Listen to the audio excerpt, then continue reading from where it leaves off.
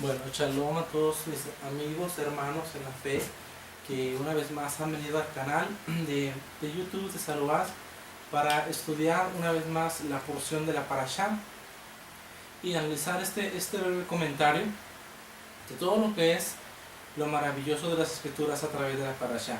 Estoy muy contento de estar una vez más acá de regreso con ustedes en una enseñanza más en este comentario de la escritura, porque hace 8 días no me fue posible estar con ustedes y me sentí un poco triste por no haber compartido la porción de la escritura como ya ha sido costumbre con ustedes, mis amados, cada fin de semana, cada Shabbat.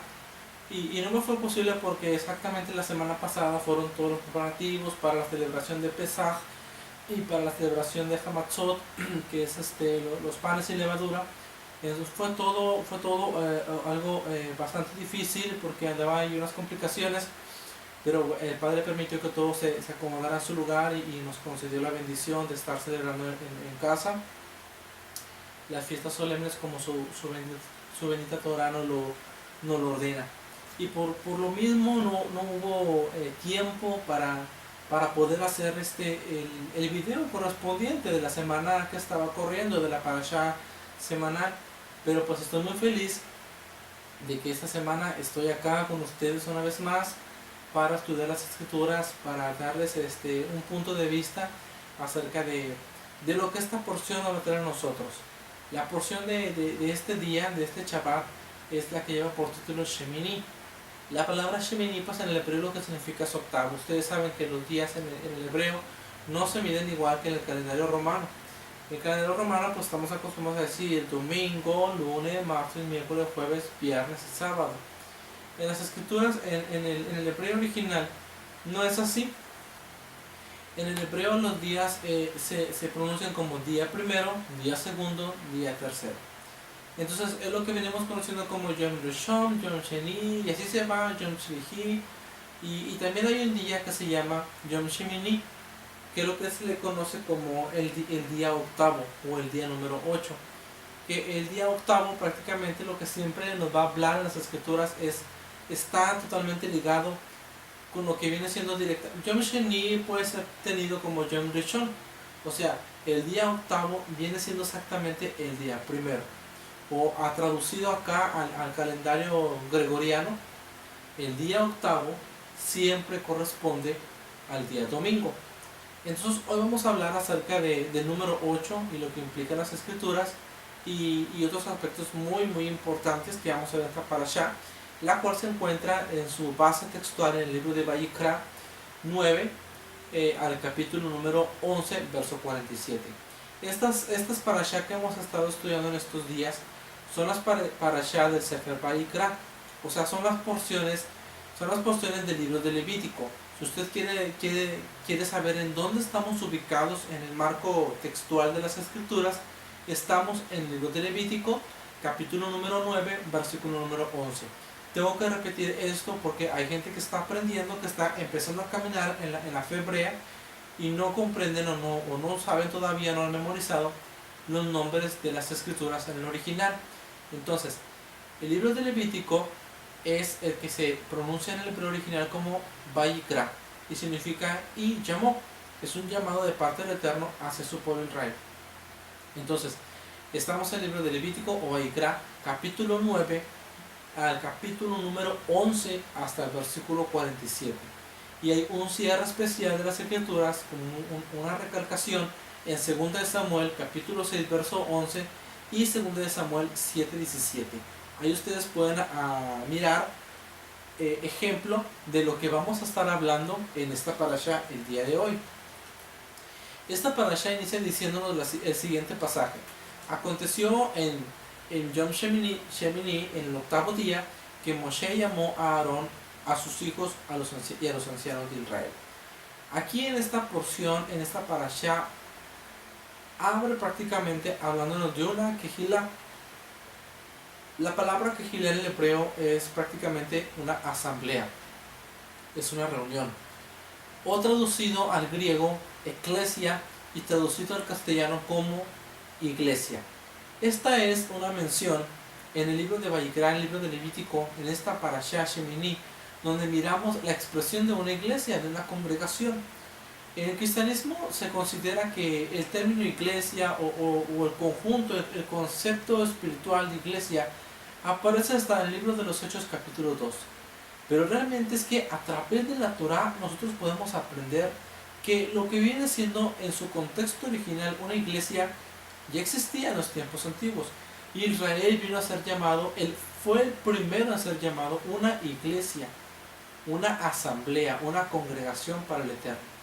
Donde Israel es llamado por primera ocasión a ser llamado una kehilá, que es la palabra hebrea, una congregación, una asamblea, una iglesia.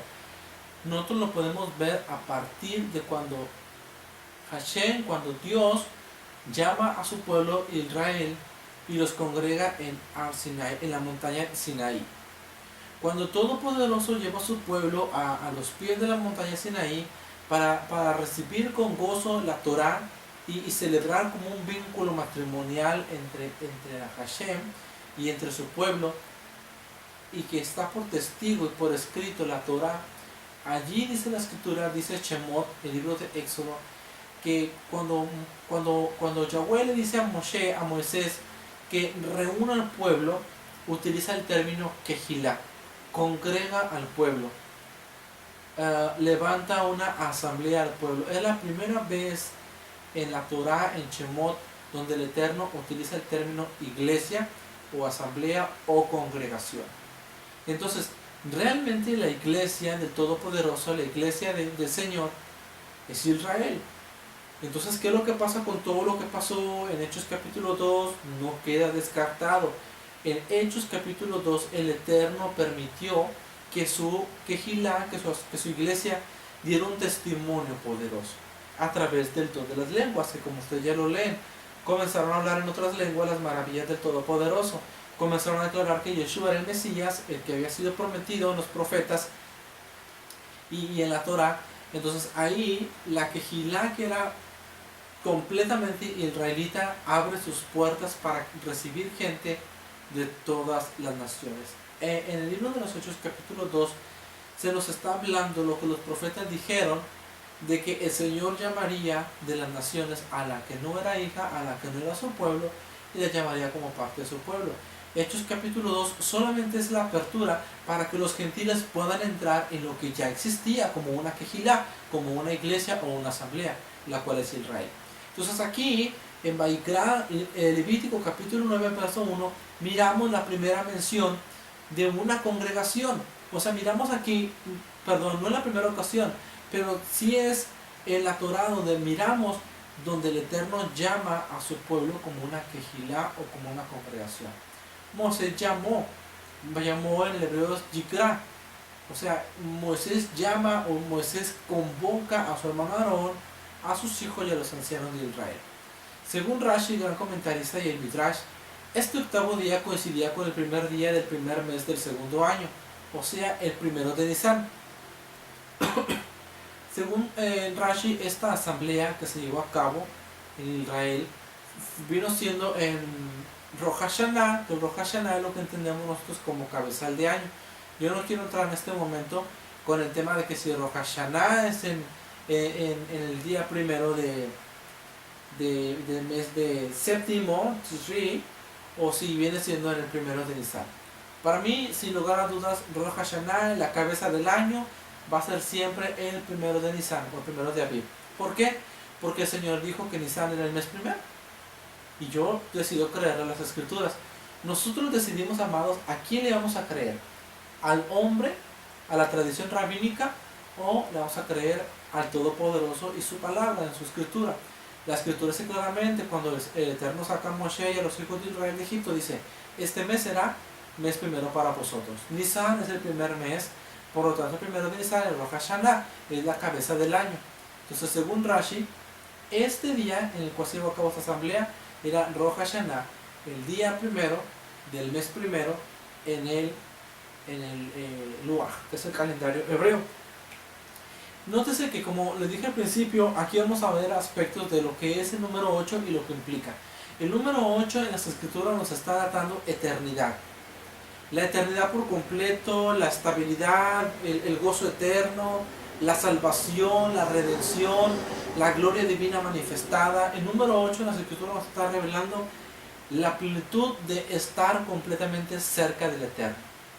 Ustedes han leído el Tehilim 119, el Salmo 119, que está segmentado por todo el alefato hebreo, iniciando por la Aleph, terminado por la Taf, primera y última letra del alefato hebreo.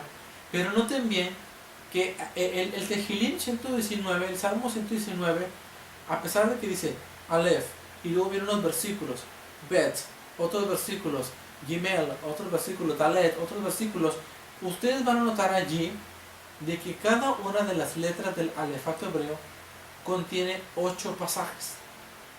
A lo mejor no lo han visto, a lo mejor ya lo han visto, que bueno si ya lo han visto. Contiene 8 pasos o 8 pasajes. ¿Qué quiere decir esto? Todo el Salmo 119 está hablando de la Torah. La escritura dice, tu palabra es verdad. La palabra del Eterno es la verdad. La palabra del Eterno es vida eterna. Yeshua dijo, escudriñad la Torah, las escrituras, porque en ellas tenéis la vida eterna. Entonces, cuando el escritor de Tehilim, de Salmos, redacta el Salmo 119, nos está entregando un secreto maravilloso, un misterio maravilloso ahí, mostrado, revelado, que al colocar cada una de las letras del alefato e interactuar con 8 pasajes o 8 versículos, nos está diciendo que hay una promesa de parte de Hashem de vida eterna a todo aquel que se esmera por estudiar y por vivir la Torah. El Salmo 119, su único tema es la Torah, la palabra, la ley del Señor. Y cuando nos coloca 8 versículos, letra por letra, nos está indicando que hay vida eterna en aquel que consagra su alma, su vida al estudio y a la práctica de las Escrituras. Entonces, cuando usted y yo estamos empleando este preciso momento para estudiar las Escrituras, estamos adquiriendo vida eterna por los méritos de Yeshua, que murió en el Calvario, en el Golgota, y derramó su sangre por nosotros, y también por nuestro anhelo de querer agradar al Padre. Él dijo que nadie puede demostrar amor si no actúa, si no acciona. El Mesías dijo, si vosotros me amáis, entonces, y solo entonces guardaréis mis mandamientos. Yohanan capítulo 3, 1 Yohanan capítulo 3 dice, en esto sabemos que le conocemos, en que guardamos sus mandamientos, y sabemos que sus mandamientos no son gravosos. Entonces, aquí entendemos que el que guarda la Torah, que el que guarda las Escrituras, que el que obedece al Padre por completo, este es el que realmente logra vencer el mundo, sus pasiones, el pecado. Ese es el que verdaderamente logra ser más que vencedor junto con Yeshua. Él dijo, porque yo he vencido, vosotros venceréis. ¿De qué manera venció Yeshua? Obedeciendo la palabra, conociendo la palabra, ejercitando y viviendo la palabra. Cuando usted y yo leemos la Escritura, estudiamos la Escritura, vivimos la Escritura, nos volvemos más que vencedores. Viene unción de parte del Padre, Él envía su Ruach, su Espíritu, nos da unción porque conocemos la palabra. Entonces viene la tentación a nuestra vida de parte del enemigo, pero el Ruach trae la palabra y nos ayuda a vencer. Pregunto yo a quienes no les gusta estudiar las Escrituras, a quienes no gustan del conocimiento de la Torah, ¿cómo venció Yeshua al adversario? Con la Torah.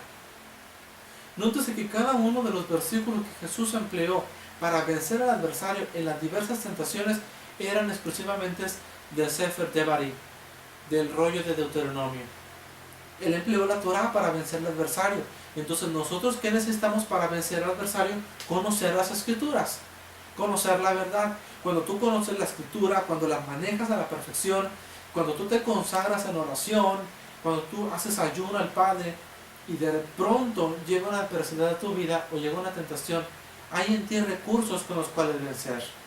Esos recursos son las Escrituras y la unción que he recibido de parte del Padre. Así que, como vuelvo a mencionar, el número 8 que aparece en el Salmo 119 nos está revelando que hay unción, hay poder y hay vida eterna en el conocimiento y en el ejercitamiento de la Torah. El octavo día, que sigue un periodo de 7 días, es un día especial en las Escrituras, como por ejemplo cuando estamos haciendo la fiesta de Sukkot, que son 7 días, habitar en un tabernáculo pequeño. al final, en el octavo día, es hacer el Shemini, es un regocijo del octavo día, es el gozo del octavo día. Es cuando nos regocijamos en Hatorah, hacemos un gran regocijo por habernos permitido el Eterno haber celebrado sus fiestas. Entonces el octavo día en la Escritura siempre nos va a hablar de regocijo y de un momento especial. En el octavo día también la Torah marca el Brit Milá, que es la circuncisión para todos los bebés. En el octavo día, después de la fiesta de Sukkot, se le llama Shemin Atzeret, como había comentado. La resurrección de Yeshua también se llevó a cabo en Yom Shemini, que era en el día primero. El día primero también es como un día que representa 1000 años. En las Escrituras, un día representa 1000 años. El apóstol Pedro dice así: para el Señor un día son como 1000 años. Entonces el octavo día en las Escrituras está simbolizando el octavo milenio desde la creación de Adán. Actualmente estamos por entrar al año 7000, lo cual será el gran reino milenial de Yeshua, cuando Él se manifestará y regirá las naciones. Cuando termine el milenio de Yeshua, los 1000 años, se habrán terminado los 1000 años del reinado de Yeshua, y estaremos entrando al octavo día, al octavo milenio. Es en el octavo milenio donde la Escritura dice que Yeshua entregará el reino a su Padre para que Elohim Yahweh sea Elohim, sea Dios por todos y sobre todos. Es decir, que cuando termine el milenio de Yeshua y entre el octavo día o el octavo milenio, va a entrar directamente la eternidad. Es cuando los santos van a ser revestidos de inmortalidad, es cuando bajará del cielo la nueva Jerusalén y todo será eterno y el tiempo no existirá más. Vamos a continuar. Aquí se puso un poquito lenta la computadora. Como estos días no la he estado utilizando, he estado realizando todo lo que es el estudio y el PowerPoint en mi oficina. Esta máquina ya requiere un poco de mantenimiento. Bueno, dice el 9:11: y Moshe dijo: esto es lo que Yahweh ha mandado que hagáis para que la gloria de Yahweh se aparezca a vosotros. Esos son los pasos a seguir para poder experimentar la gloria del Señor.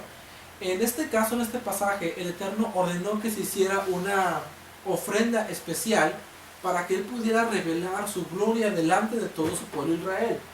Entonces, esto es los pasos que se pueden seguir. Esto es lo que Yahweh ha mandado. Es decir, tenemos que entender qué es lo que el Señor ha mandado y qué es lo que el Señor no ha mandado hacer. Amigos, es tiempo que recapacitemos qué es lo que el Señor sí permite en nuestras vidas, qué es lo que el Señor no permite en nuestras vidas. Cuáles son las celebraciones que Él permite en su Torah, en su palabra, y cuáles son las festividades paganas que Él no acepta en su palabra. Eso como que Navidad, celebrar el amor y la amistad, los días festivos que son paganos, que rinden homenaje a dioses paganos. Eso tenemos que descartarlo de nuestras vidas por completo. No honra el nombre del Eterno. Para que podamos ver la gloria del Eterno en nuestras vidas, tenemos que aprender la expresión: esto es lo que Yahweh ha mandado. Es decir, el estudio de la Escritura, el estudio de la verdad. Luego, para que también podamos ver nosotros la gloria del Señor en nuestras vidas, tenemos que aprender el hagáis. ¿Qué hagáis? La obediencia a la Torah por motivos correctos.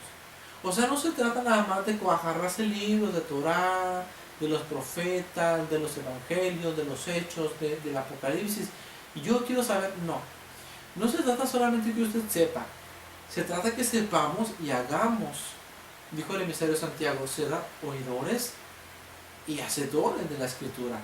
O sea, oyendo y haciendo. Es importante que hagamos la palabra, que la pongamos en práctica.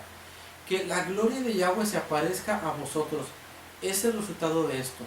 Cuando nosotros conocemos la palabra, cuando la estudiamos, cuando la ejercitamos, entonces se manifiesta la gloria del Señor en nuestras vidas.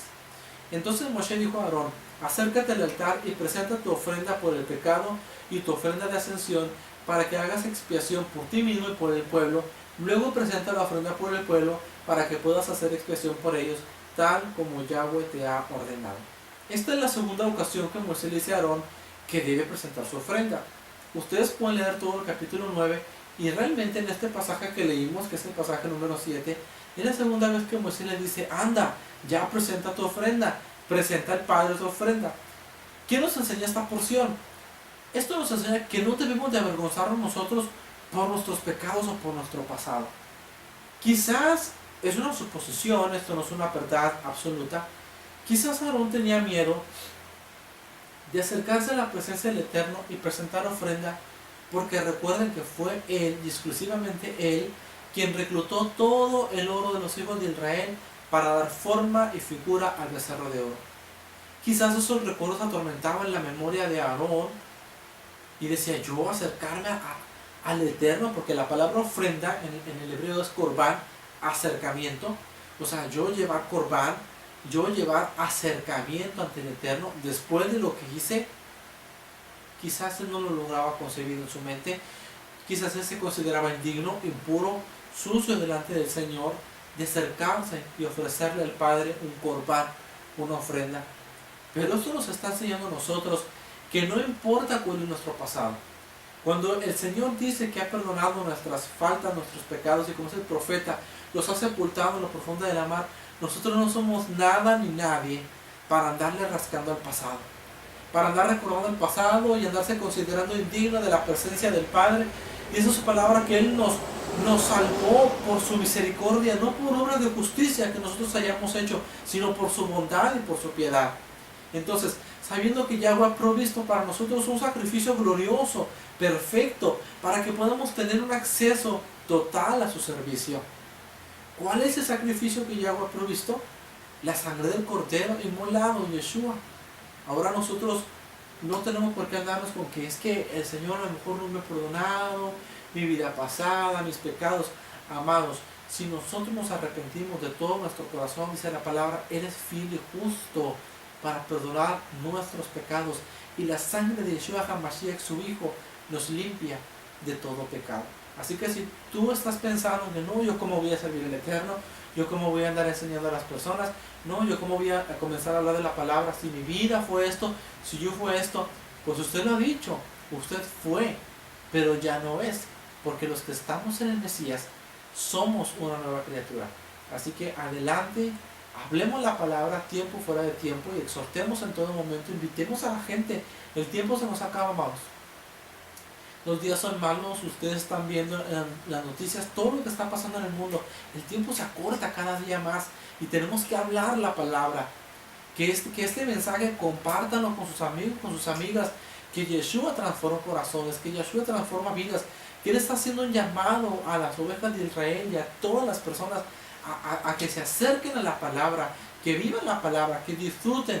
Cuando la gente vive la palabra del Señor, la estudia y la pone en práctica, se cumple lo que dice la palabra, brotan ríos de agua viva en su interior. Así que compartan esta enseñanza en sus muros, con sus amigos, porque el tiempo se nos agota y tenemos que hablar la palabra.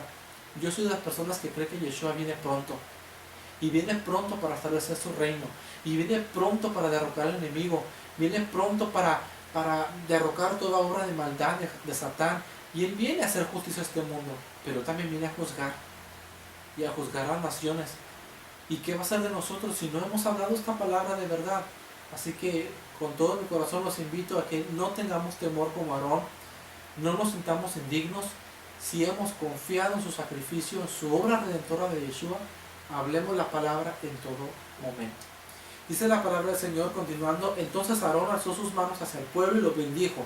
Como aquí tomó él unción, tomó valor, dice, y después de ofrecer el corbán por el pecado, acuérdense que hablamos del corbán Hatat en las parashas anteriores, cuando ofreció la ofrenda por el pecado, la ofrenda de ascensión y las ofrendas de shalom, de paz, descendió. Aquí vemos cómo Aarón bendijo al pueblo. Según Rashi, él usó las palabras de la bendición de los sacerdotes en hebreo, que es el Birkat Kohanim, o la bendición sacerdotal, que se encuentra en Bamidbar o números 6, 24 y 26, donde está escrito lo siguiente: el Señor te bendiga y te guarde, el Señor haga resplandecer su rostro sobre ti, tenga de ti misericordia, y el Señor alza sobre ti su rostro y te otorgue shalom. Entonces, lo que Rashi dice es que la bendición que empleó Aarón es exactamente la bendición que ya todos conocemos para bendecir al pueblo de Israel. Entonces dice el versículo 23, y Moshe y Aarón entraron en la tienda de reunión, y cuando salieron y bendijeron al pueblo, la gloria de Yahweh apareció a todo el pueblo. Tal parece que cuando Aarón presentó su ofrenda, no bajó la gloria divina, como estaba anunciado, de que presentara la ofrenda al Señor y que la gloria se manifestaría. No se manifestó la gloria del Eterno después de la presentación de la ofrenda. Entonces Moisés y Aarón entran al tabernáculo. Entrar al tabernáculo, amados, es un acto profético y es un acto simbólico. Es el acto de entrar en comunión con el Eterno. ¿Cómo entras tú y cómo entro yo al tabernáculo del Señor? Tabernáculo es morada. Mishkan es morada. Un sitio, una morada. ¿Cómo entramos tú y yo en la morada, en la presencia del Eterno? Cuando nos adentramos en la tefilá. Cuando nos adentramos en la oración. Cuando quebrantamos nuestras rodillas y comenzamos a orar y comenzamos a hablar con el Abba, con el Padre, y extendemos nuestras manos, entramos en un momento glorioso de adoración a su nombre. Allí se comienza a manifestar la gloria del Eterno. Ahí se manifiesta el poder del Señor. No sé usted, pero yo sí lo he sentido, que estoy en el borde de mi cama y me cubro y comienzo a hablar con el Padre, y de pronto comienzo a sentir que me abraza su poder, me abraza su presencia, me abraza su ruaj. Ahí está en ese momento conmigo. Es algo maravilloso, porque Él nos da fuerzas nuevas. Yo ya no me levanto siendo el mismo después de un momento de tefilá, porque entré en su presencia. Como dice la carta de los Hebreos, me adentré hasta el trono de la gracia por la sangre preciosa de Yeshua. Entré a un momento de comunión con Él. Yahweh había prometido mostrar su gloria en ese día, pero ¿qué sucedió? ¿Por qué no se vio la gloria del Eterno? Muy posiblemente porque el corazón de Aarón era temeroso. Y Moshe y Aarón, ¿por qué entraron en el Mizcán? Ellos entraron para estar en intimidad con el Eterno, para hablar con el Eterno. Cuando nosotros nos adentramos, amados, en oración, cuando nosotros dedicamos tiempo especial, muy independientemente del estudio de la Torah, cuando dedicamos momentos a la oración, estamos haciendo nosotros, estamos produciendo nosotros que baje la gloria divina. Estamos produciendo nosotros que baje la Shekinah, el esplendor de su gloria a nuestras vidas. Entonces, si nosotros no estamos orando, amados, por más que usted estudie Torah, por más que usted se aprenda, que lo que diga Rambam, que lo que diga Rashi, que lo que diga las diferentes versiones de Tanakh, no importa lo que usted se aprenda. Si usted no está orando, si usted no está buscando al Eterno con todo su corazón, en ruego y en súplica, como su palabra dice, usted está quedándose con la mitad de la bendición. Que la Torah es una bendición, pero se está quedando con la mitad de la bendición. Necesita la otra mitad, necesita unción, necesita orar, necesita buscar al Eterno. Y es que cuando nosotros nos unimos con otro hermano a orar, con otro amigo que conoce la Escritura, y comenzamos a orar y hacemos equipo, baja la presencia del Eterno. Cuando Moisés y Aarón se unieron, eso fue ajad, una alianza, una unidad, lograron que la presencia del Eterno descendiera y fuera vista, y que la gloria del Señor llenara el tabernáculo.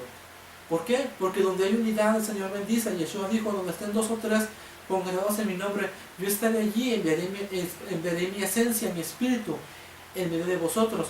Entonces la Escritura nos ofrece casos de hermanos que se unieron por la causa del Eterno y que hicieron cosas gloriosas, como Moshe y Aarón, como Efraín y Manasés, como Pedro y Andrés, y como Jacob y Judá, o Jacob y Yehudá.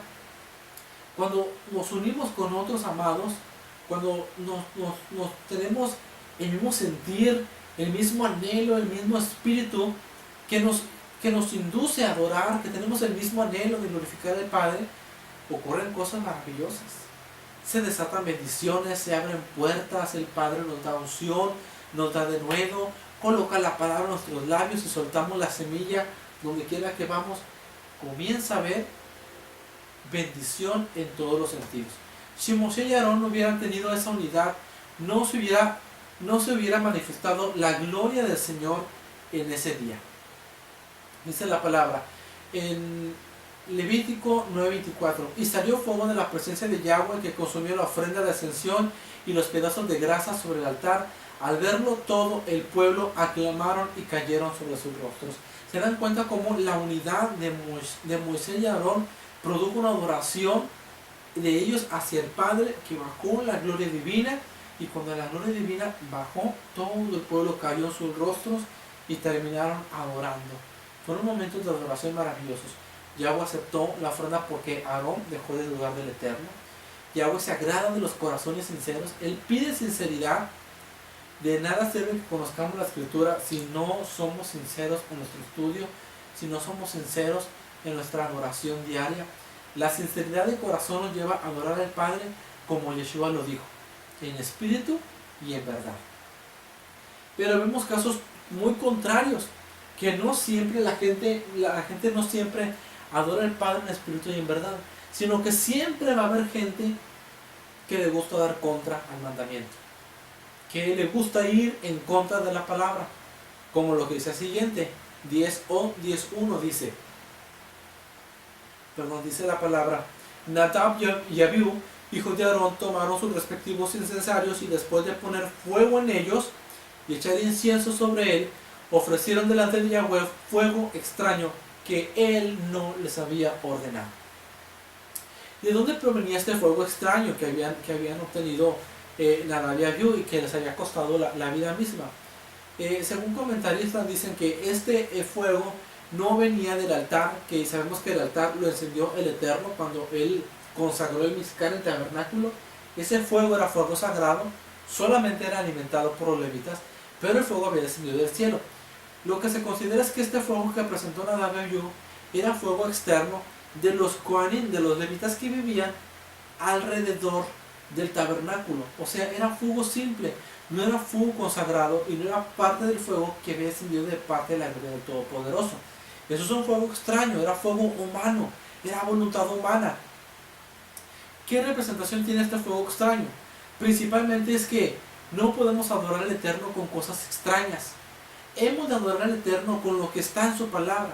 El fuego del altar era fuego santo, era fuego especial, fuego consagrado. Con ese fuego se tenía que encender las menorá y todo lo necesario del tabernáculo, no con el fuego extraño o externo. Entonces, cuando hablamos de fuego extraño en el pueblo del Señor, es cuando la gente comienza a sacar cosas egipcias, conceptos sumerios, teología babilónica.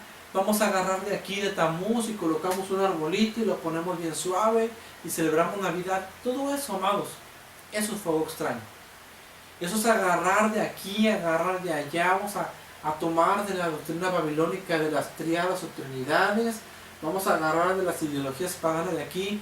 Y se forma todo un cuerpo filosófico. Y tú ves, la gente lo trae y dice: esto es palabra del Señor. Eso es fuego extraño. Eso es agarrar de lo impío, de lo impuro, de lo que no está permitido en la palabra y hacerlo como si fuera bueno o como si fuera santo. Y es que está escrito en la Torah que el Eterno hace distinción entre lo santo y entre lo profano. Quizás alguien diga por ahí: qué exagerado era el Eterno en cuanto al culto, cuánta exageración. Pues claro que iba a ser especial. ¿Por qué no estamos adorando a Ra, estamos adorando a Tamún, estamos adorando a los dioses babilónicos? Estamos adorando al Todopoderoso. Y es obvio que el culto a su nombre es santo. Es obvio que el culto a su nombre es un culto sagrado, es un culto especial. No se hace como yo quiera, no se hace como el Roé quiera, no se hace como el rabino diga, se hace como la Escritura dice, se hace como el Todopoderoso dice. Entonces en el tabernáculo de oración no se podía presentar otro fuego más que el fuego que estaba del altar. No cualquiera podía presentar fuego. No en cualquier momento se podía presentar fuego. Habían tiempos específicos, personas específicas y lugar específico de dónde sacar el fuego. Nadab y Abiú no estaban calificados. No estaban calificados para presentar fuego en el momento que ellos quisieran. Y mucho menos fuego que era extraño, ajeno al tabernáculo de adoración. Así que pensemos, ¿qué significa esto para mi vida? Yo no puedo introducir en mi manera de vivir, en mi manera de comer, en mi manera de ser o en mi manera espiritual cosas paganas, cosas que no están en la Escritura. Así que yo no puedo aceptar festividades paganas por el único y simple hecho que la Escritura no lo dice. Entonces cuando la gente te diga: tú no celebras esto porque eres aguafiestas, eres muy aburrido. No se trata que seamos aguafiestas o aburridos. Se trata de que nosotros celebramos lo que está en la palabra, no lo que está en contra de la palabra. Entonces Moshe dijo a Aarón, esto es lo que Yahweh habló diciendo, yo seré santificado por los que se acercan a mí, y en presencia de todo el pueblo seré glorificado. Y Aarón guardó silencio. Aarón guardó silencio porque Moisés le estaba diciendo que todos aquellos que se presentaran delante del Señor tenían que ser personas dignas en las cuales el Señor glorificara su santo nombre. No cualquier persona se podía acercar al tabernáculo como es sabido. Para empezar, los primeros en acercarse eran los levitas, estar consagrados. Y toda persona que trajera una ofrenda tenía que purificar su corazón, purificar su alma para acercarse a la presencia del Eterno. Entonces no cualquiera podía hacerlo. Cuanto más cerca de Yahweh estemos, más santidad se nos requiere, amados. Mientras ustedes más busquen la palabra, más santificación debe tener. Es un compromiso de santificación. Si alguno del pueblo hubiera hecho un error semejante, si cualquier persona del pueblo hubiese presentado ese fuego extraño, quizás no hubiera muerto. ¿Por qué? Porque es una persona que no se le demanda tanta santidad como se le demanda a levita. En los tiempos de ahora es igual. Es posible que no hubiera muerto esa persona, pero los que están cerca, ministran, enseñan, sufren mayores consecuencias por sus pecados. Santiago 3.1 dice, hermanos en el Mesías, no debemos tratar de ser todos maestros, pues bien sabemos que Elohim juzgará a los maestros más estrictamente que a los demás. Es decir, quienes enseñamos la palabra del Señor recibiremos un juicio más severo. Porque en quienes enseñamos la palabra recae en enseñar la verdad o en enseñar la mentira. Por eso yo les digo a ustedes, amados, algún aspecto que ustedes vean que está mal, que a la luz de la escritura no está bien, escríbanme en mi cuenta de Twitter, escríbanme en mi Facebook, coloquen comentarios aquí abajo del video de YouTube, donde lo estén viendo, en el grupo que lo estén viendo de estudio, coloquen comentarios, pues mi opinión es esta, claro, siempre y cuando vaya con las escrituras.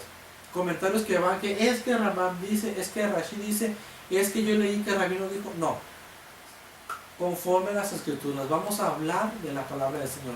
Entonces, amados, si ustedes ven aquí algo que no va bien, con toda libertad, yo no me voy a molestar que me escriban. Es mi anhelo enseñar las escrituras, es mi anhelo crecer y conocer también, aprender también de ustedes. Entonces, cuanto más nosotros buscamos del Eterno y nos comprometemos en el ministerio, se nos demanda más búsqueda, más consagración, más oración, más ayuno, más estudio de la palabra, porque hay una responsabilidad. La responsabilidad que en el día del juicio seremos llamados a cuenta de qué fue lo que hicimos con nuestro llamado. ¿Lo multiplicamos o lo enterramos? ¿Lo usamos bien o lo usamos mal? ¿Enseñamos la verdad o enseñamos la mentira? Así que esto de enseñar la palabra es un compromiso grande que les pido mucho que oren por un servidor y por todos los que enseñan la palabra del Señor. También dice la porción, no beberéis vino embriagante tú ni tus hijos contigo cuando entréis en la tienda de reunión para que no moráis. Ese estatuto perpetuo por toda vuestra generación, y para que hagan distinción entre lo santo y lo profano, entre lo inmundo y lo limpio, y para que enseñéis a los hijos de Israel todos los estatutos que Yahweh les ha dicho por medio de Moshe.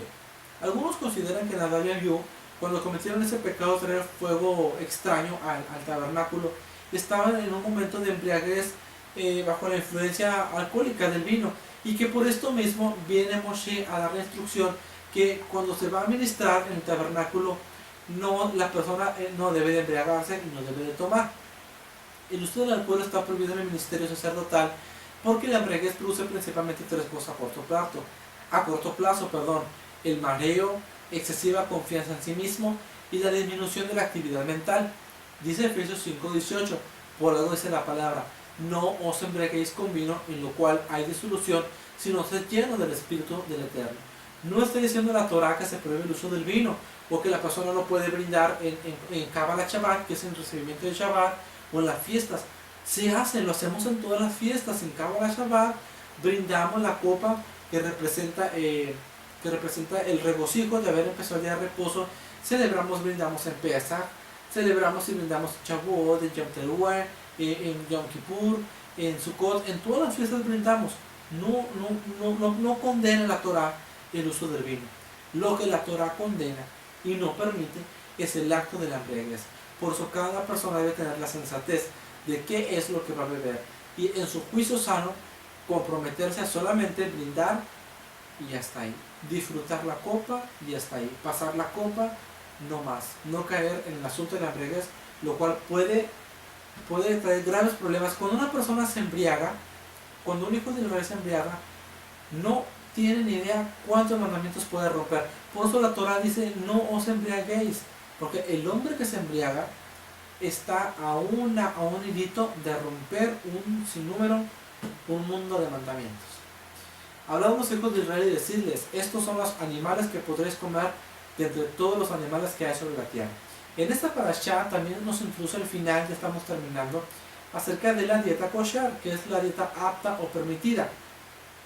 El Eterno está tan interesado en lo que nosotros comemos, tanto que el primer mandamiento que fue entregado en el jardín del Edén al hombre tenía que ver con una comida. Algunos dicen, no, es que tenía que ver con la obediencia. Claro que tenía que ver con la obediencia, pero la obediencia el Eterno nos sujetó a lo que era kosher y lo que no era kosher, a lo que era permitido y no era permitido comer. Fíjense que la obediencia que el Eterno quería probar de parte de Adán y de Eva, no la colocó sobre oro, sobre metales o sobre riquezas, la colocó sobre el alimento. Porque he dicho por ahí que dice, dime con quién andas y te diré quién eres. Pero en la Torah lo podemos aplicar. Dime qué es lo que comes y te diré quién eres. Si eres una persona sana o eres una persona enferma. En este capítulo vemos que los animales están clasificados en 4 grupos generales. Y esto que voy a decir es un resumen prácticamente de Vayikra 11:46. Animales que caminan sobre la tierra, animales que hay en las aguas, aves y otros animales que vuelan y animales que se arrastran sobre la tierra. De entre los animales, todo el que tiene pezuña dividida, formando así cascos hendidos y rume, esto podrán comer. Sin embargo, de los que rumen o tienen pezuña dividida, no comeréis estos. El camello, porque aún no rumía, no tiene pezuña dividida, será inmundo para vosotros. La palabra que se ha traducido como inmundo es tamé, que significa impuro, contaminado, profano, sucio. Lo contrario es de la palabra tamé, la palabra tahor, que es limpio, puro, sincero, permitido. Tenemos que tener en cuenta que en las escrituras podemos encontrar 3 tipos de impureza. La impureza higiénica, que es los aspectos humanos, genitales de las personas. La impureza ritual, para llevar a cabo ciertos rituales, ciertos corbanes, ciertas ofrendas. Y la impureza moral, nuestros pensamientos, nuestro corazón y nuestra habla. Así que esta parashá nos está enseñando a nosotros en su cierre final a que tenemos que mantenernos completamente tahor, limpios por completo para el Eterno, purificados para Él, para su servicio, y que nunca nos consideremos nosotros como tamé, como algo impuro o contaminado, porque la sangre preciosa de Yeshua nos ha hecho kosher, nos ha hecho limpios y aptos para su servicio. Gracias, mil gracias por haber venido a un estudio más de la parashá. Yo los espero la siguiente semana, en el siguiente Shabbat, y les deseo lo mejor para sus vidas. Si ustedes están viendo este video al inicio de Shabbat, Shabbat Shalom, se llaman de salida con todo mi corazón, Shavuot Tov, amados. Hasta pronto, que la bendición del Eterno sea con vosotros. Hasta luego.